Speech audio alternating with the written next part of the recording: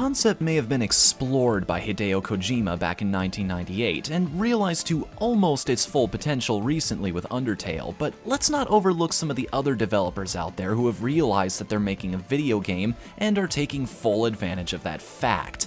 Pony Island is a game set to make you, as a player, not just a character in the game world, part of the story.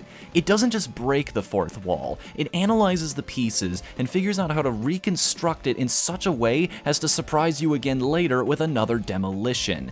The real question though is that worth $5, especially for something you might very well only end up playing once?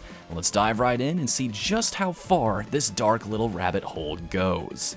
Pony Island, within the context of the game world itself, is an arcade game designed by the devil. It's an insidious machine built to keep hundreds, if not thousands of lost souls trapped within its steel walls, including yourself. Because this is an indie game though, it's clever enough to use that as a metaphor. If you're paying attention, you'll notice a lot of subtle and not so subtle commentary on modern game design, as well as tons of in-game secrets to find that will tell you more about why you're trapped here in the first place. It's a narrative that constantly kept me guessing, and repeatedly made me reconsider the true nature of what I was looking at.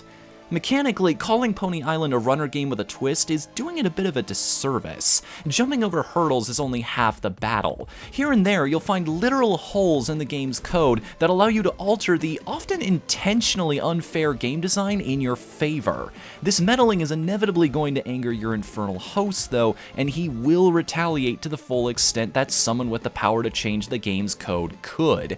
This means you're in a battle to both outplay and outsmart a seemingly all-powerful being that can adjust the mechanics and the game world on the fly. But I never started feeling the pressure that my efforts were futile.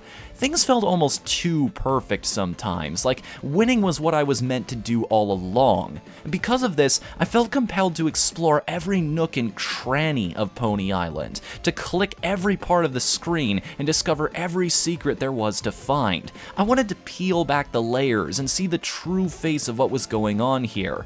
Were my suspicions correct? Did I eventually do it? And what was actually waiting for me when I did crack the code? Doesn't matter. The guys behind Pony Island found a way to get me invested in their world completely naturally. They put just enough mystery and unanswered questions in this game to keep me motivated and keep me guessing.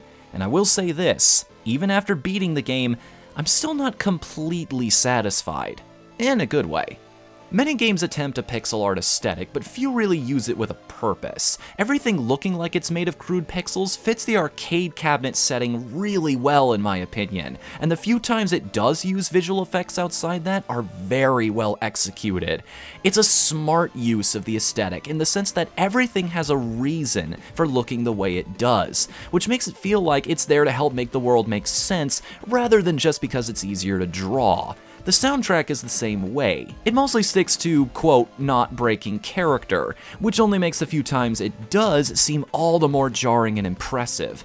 And again, it makes sense. Hearing those electronic beeps and bloops alongside the clicks of your buttons and the quiet hum of the machine really makes you feel like you're actually standing at this cabinet sometimes. It's almost applaudable how much the devs go out of their way to keep the atmosphere going, and to keep piling it on in ways that you might not even catch the first time around.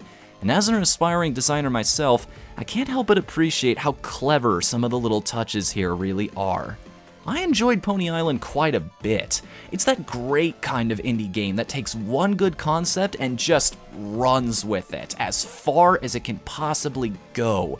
And it's part of the recent movement in this community to stretch just how deep an interactive medium can get.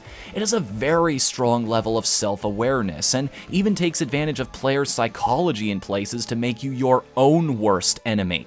For crying out loud, this thing uses the platform it's being sold on as a game mechanic. So even if you think you know how it's going to mess with you, you don't. Because I guarantee you've never seen some of these tricks before.